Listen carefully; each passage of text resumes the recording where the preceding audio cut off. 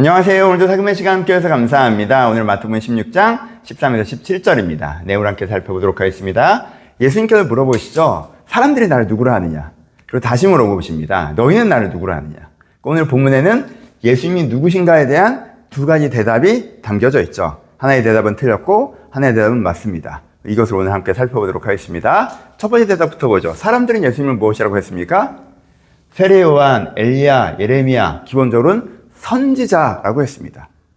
그러면 이 대답을 하는 사람이 예수님을 부정적으로 보는 건가요? 아이, 그 사람은 선지자야. 이렇게 얘기하는 거예요? 아니죠. 그렇게 보는 사람들은 아예 예수님이 하나님의 반대편에 서 있는 존재라고 얘기를 했어요. 그렇죠? 부정적으로 보는 사람들은. 이 사람들은 예수님을 긍정적으로 보는 사람들이에요. 아, 예수님이 하나님 보내시는 분이라고 나는 생각해. 예수님께서 바른 걸 전하신다고 생각해. 난 예수님을 믿어. 그 바리새인들처럼 예수님을 안 믿는데 난 예수님을 믿어. 라고 한 사람들 중에 상당수는 예수님을 선지자라고 생각했어요. 좋게 생각하는데. 좋게 생각함에도 불구하고. 왜요? 그들이 가지고 있는 생각의 한계 때문이죠. 어떤 생각의 한계? 어떤 생각의 한계? 여러분, 이 당시에 사람들의 생각의 한계는 뭐였냐면요. 신앙 자체를요. 가르침과 배움이라고 생각했어요. 하나님께서 뭘 가르쳐 주시면 내가 그것을 배워서 열심히 이해하고 실천하는 게 신앙이라고 생각했어요. 그러니까 하나님의 일을 하시는 분, 내가 저분이 진짜 좋은 분이라는 최대치가 뭐예요? 선지자인 거예요, 그냥. 신앙 자체가 가르침과 배움이니까. 신앙 자체가 가르침과 배움이니까 하나님께 보냄받은 제일 대단한 분이라고 해도 가르치는 분인 거예요. 선지자인 거예요. 세례 요한인 거예요. 엘리야인 거예요. 예레미야인 거예요. 그 이상은 이들에게 없는 거예요. 이들의 머릿속에. 그러니까는 이들은 기적을 보면서도 뭐라고 생각하는 거예요? 아, 내가 하나님이 보낸 분이야 라는 어떤 자기 가르침의 권위의 표현이라고만 생각하는 거예요. 그러니까 기적을 막 일으키셔서 설교를 하신 다음에 기적을 일으키죠. 야, 내가 이렇게 기적을 일으키는 거 보니까 내가 하나님으로부터 보낸 존재인 게 맞지? 나 하나님이 보낸 선지자인 거 맞지? 내가 설교한 거 맞아. 꼭 기억해. 이런 식으로 이해를 한 거예요. 그러니까는 그 바리새인들도 와서 그런 류의 기적 말고 엘리야가 했던 거 하늘에서 불 내려오고 그거 해주세요. 그럼 저희가 믿을게요. 왜? 불 내려온 그거 성경에 나오는 거 말고 치료하는 거 요런 것만 하세요. 요렇게 접근을 하는 거예요. 왜? 이들의 머릿속에서는 가르침과 배움이 신앙이고 이 사람의 최대치는 선지자고 이 기적이라는 거는 그냥 가르침의 권위를 표현하는 것에 지나지 않으니까 요런 생각에 갇혀 있는 거예요. 그러니까 예수님을 되게 좋게 생각하는데도 어떻게 생각하는 거예요? 믿는다고 믿고 따른다고 표현하는데도 어떻게 하는 거예요? 선지자라고 생각하는 게 멈춰버리는 거예요. 그렇죠? 큰 틀의 한계가 주어져 있으니까.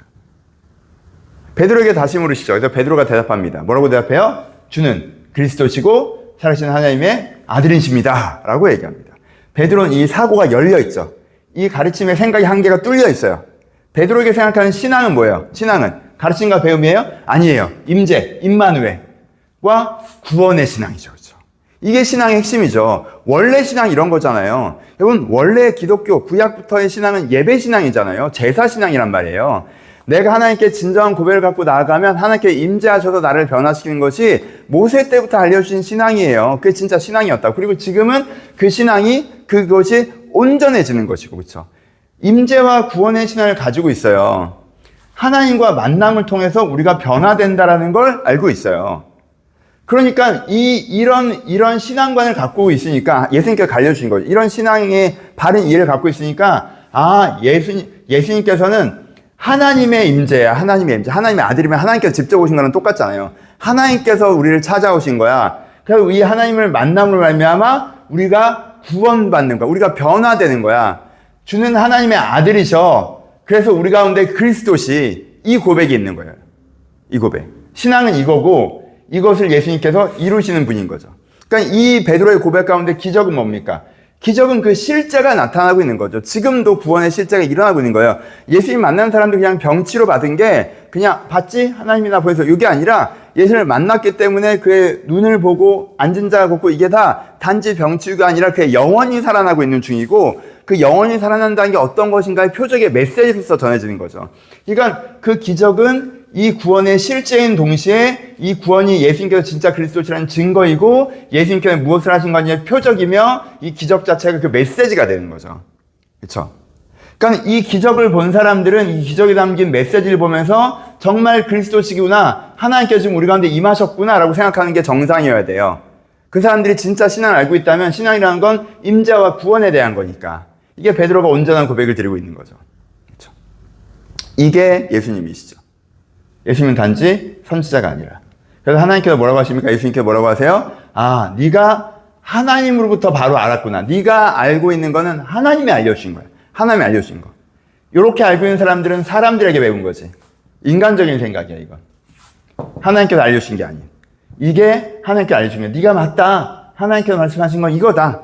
라고 얘기해주고 계신 것이 오늘 본문에 나와 있습니다. 묵상해 봅시다. 여러분, 신앙에 대해서 신앙을 배우고 실천하고 상 받는 거라는 생각에서부터 벗어나셔야 돼요. 이건 나누면 잘 없다고 생각하지만 여러분, 생각보다 이게 되게 뿌리 깊습니다. 우리가 그냥 자연스럽게 두잖아요. 그럼 신앙을 찾고 배우고 실천하고 상 받는 거라고 생각해요. 아주 옛날에는 어떻게 했습니까? 교리적으로 동의해요. 나 예수님 믿는다고 합니다. 동의를 유지해야 돼요. 누가 너 예수 믿지 마, 예수 믿지 마, 예수 믿지 마 하고 끝까지 난 믿는데요. 난 그 교리에 동의해요. 라고 해야 돼요. 배우고 실천해야 돼요. 그러면은 죽은 다음에 천국 가요. 배우고 실천하고 상 받는 거예요. 종교적인 도덕적인 규칙을 지켜요. 하나님께서 이거 주일 정수하라고 하시고 뭐 하라고 하시고 뭐 하라고 하시고 11조들에 뭐 이거 다 이거 규칙을 지켜라고 알려주셨어요. 그걸 배워야 돼요. 규칙이 뭔지. 그 다음에 실천해요. 그러면 이생의 축복을 받는다. 이런 식으로 우리가 이해했던, 기독교가 이런 식으로 이해됐던 때도 있었죠. 그 다음에는 하나님 나라에 대해서 배워야 돼요. 하나님 나라는 이런 거야. 이 땅에 이런 걸 이루려고 하셔. 너 이 일에 동참해야 돼. 라고 배워요. 그런 다음에 사역적으로 헌신해요, 내가. 그럼 어떻게 돼요? 보람 있는 삶을 살게 돼요. 내가 이 생에서 축복받고 이런 거는 수준 떨어지는 거고 내 생에서 천국은 수준 떨어지고 대신 내가 이 세상에서 야, 나 가치 있는 삶을 살았어. 나 되게 대단한 일을 했어. 이게 작지만 대단한 일이야. 이렇게 보람 있는 삶을 살게 돼요. 여러분, 이것도 배우고 실천하고 상 받는 거죠. 내가 생활의 지혜를 얻어요. 하나님께서 어떻게 하라고 하시는지, 아, 오늘은 이런 아이디어를 주시네, 이런 생각을 주시네, 이런 발상을 주시네, 내가 하나님께 주신 지혜대로 살아야지, 하나님께서 오늘도 생활의 지혜를 주시네, 나 그거 무시하지 않고 실천해, 그럼 만족스러운 삶을 살아. 여러분, 다양한 형태로 우리가 근데 계속 어떻게 하냐면, 신앙이라고 하는 건 배우고 실천하고 상 받는 것이라는 그게 있어요. 그게 있어요. 그런 식으로 계속 신앙을 왜곡시키는 흐름이 있단 말이에요. 그게 우리 안의 본성이든 뭐 사탄의 유혹이든 어떻게 표현하든 이 흐름이 있어요. 여기서부터 벗어나셔야 됩니다. 여기서 벗어나셔야 돼요. 신앙은 배우고 실천하고 상 받는 게 아니에요. 여러분, 이게 얼마나 답답한 노릇입니까? 아, 이 사람들 되게 무시합니다. 아유, 신앙을 뭐 예수 믿고 천국 가는 거라고 생각하고 있어요. 뭐 이거 규칙 지키면 내 생에서 축복받는 거라고 생각해요. 뭐가 다른데? 하나님 나라에서 공부하고 사역적으로 헌신하면 보람 있는 삶을 사는 뭐가 다른데? 생활의 지혜를 배우고 실천하면 만족스러운 삶을 사는 거 뭐가 다른데? 다 배우고 실천하고 상 받는 거에 대한 거잖아요. 신앙은 이런 게 아니에요, 여러분. 이건 신앙의 지엽적인 부분이죠. 신앙의 코어는 뭡니까? 신앙은 임재하신 하나님을 만남으로 말미암아 내가 변화되는 거예요. 주는 그리스도시고 살아계신 하나님의 아들이십니다. 살아계신 하나님의 아들이 이 땅에 오셨어요. 예수님이 가신 다음에도 그의 영 성령을 보내주셨죠. 하나님께 지금도 임만을 우리와 함께 하셔요. 그 하나님을 만나는 거예요. 나에게 오셨잖아. 그 하나님을 만나. 그러면은 내가 변화돼요. 그리스도. 그렇죠. 그래서 우리가 근데 신앙이라고 하는 건요, 이해로 출발하죠. 말씀을 이해해야죠. 이해해요. 그 다음에 어떻게 해야 돼요? 믿어야 돼요. 이 말씀이 진짜구나. 이해됐어요. 동의해요가 아니에요. 이런 일이 나한테 일어날 수 있다고 믿어야 돼요. 내가 실천할게요가 아니라 이런 일이 나한테 일어날 수 있다. 이런 내면의 변화가 일어날 수 있다. 이런 삶의 변화가 일어날 수 있다. 이런 걸 믿어야 돼요. 그 다음에 어떻게 해야 돼요? 고백해야 돼요. 고백. 기도. 신앙의 고백. 하나님, 저 이걸 믿습니다. 믿습니다. 근데 이 고백에 무게가 더해야 돼요. 간절함이 더해져야 돼요. 하나님, 이렇게 되길 바랍니다. 하고 간구해야 돼요. 그때 하나님께서 우리 가운데 임재하십니다. 임재하실 때까지 고백하고 간구해야 돼요. 임재를 경험하면 진짜 성경에서 말하셨던 일들이 내 안에서 일어나요. 내 중심에서 변화가 일어나요. 내가 감각돼요. 내 영혼이 깨어나는 걸 느껴요. 내 마음이 변하는 걸 느껴요. 내 영혼이 새로워진 걸 느껴요. 그럼 내가 진짜 믿게 돼요. 이게 진짜구나. 믿음에서 믿음으로. 그렇죠? 이게 신앙이에요. 그렇죠? 이게 신앙. 그러니까 여러분 이거를 싸우셔야 돼요. 이게 당연히 우리가 이걸 신앙이라고 알고 있죠. 그렇죠? 근데요, 내가 깜빡하잖아? 그럼 이쪽으로 간다? 사금도 해보세요, 여러분. 사금은 개인 예배죠. 왜 사금을 내가 하루하루 찍습니까? 개인 예배니까 이거 갖고 예배드리라고 찍는 거죠, 기본적으로. 근데 사금을 갖고 내가 오늘도 살아계신 하나님께서 이 말씀을 나에게 주십니다. 말씀을 묵상하고 이 말씀을 배우고 이 말씀 중에 지금 내게 적용되어지는 성령께서 이용한 나에게 말씀을 내가 묵상하고 그것을 붙잡고 기도하는 가운데 내용이 새로워지는 것들을 경험하고 매일매일 그 일주일에 이 5번 하는 그 사금의 시간이 내가 그래도 내 영혼에 도달하는 시간이고 내 진심에 도달하는 시간이고 하나님과 교제하는 시간이고 이거 하려고 사금하는 거죠. 그렇죠? 그냥 듣고, 마태복음 이런 내용이구나. 그냥 듣고, 이런 내용이구나. 그래, 이렇게 살아야 되는데, 그렇게 이렇게 살아야 되는데, 맞아, 이게 맞아. 이렇게만 하면 어느 시점에서는 이게 잔소리가 되죠. 그냥 정보과잉이에요. 비슷비슷한 얘기라고. 그렇죠? 아니면 머리만 커지든가. 그래서, 나 다 알아. 이거 이런 거야, 이거 저런 거야. 이거 하든가. 그렇죠? 그렇게 되면 이렇게 가는 거잖아요. 배우고 실천하고 상 받는 것처럼 가는 거예요. 그렇게 되는 게 아니라, 이거 갖고 예배할 때 내 인생에 변화가 있는 거예요. 그러니까 여러분 주일 예배 나와서도 마찬가지고 내가 신앙생활을 한다는 거에 자체도 자꾸 우리가 말씀의 종교이기 때문에 자꾸 이쪽으로 가는 흐름이 있는데 이거를 끌어내셔서 항상 나의 신앙은 뭐가 되어야 된다? 예배가 돼야 된다.